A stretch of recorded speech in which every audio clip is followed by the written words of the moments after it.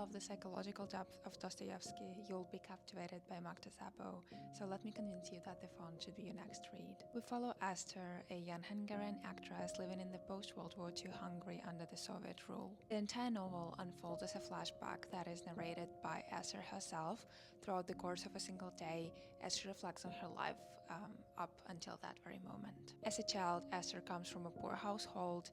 Her father is a sickly lawyer and her mother has to support the family by giving piano lessons, so Esther keeps the household. Being exposed this early to life's inequality and harshness makes her cynical and suspicious of kindness. Here's what she says: "I never believed as a child that goodness came naturally.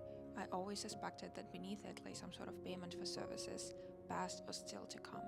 Later in her life, that cynicism destroys her, just as it gives her the power to destroy others. Enter Angela, Esther's classmate. She's beautiful, gentle, from a wealthy family, and Esther despises her. Angela isn't without her own sadness, as we learn later in the book, but people around her are shielding her very well from it. As a result, Angela cultivates a kind of naive, delusional goodness, which Esther finds absolutely unbearable. Yet Angela is drawn to her, and Esther exploits this connection in ways that are deeply manipulative, often without understanding her own motives. Their dynamic reminded me of Sula by Toni Morrison with its ruinous jealousy. Also, the book is written in the first person and is addressed to mysterious you, which we slowly come to understand throughout the book. Szabo does a fantastic job of making the book absolutely impossible to put down, while at the same time putting your intellect to constant work, trying to figure out all the complicated relationships between the character and, even more importantly, the internal conflict within Esther herself. Esther is constantly battling with guilt,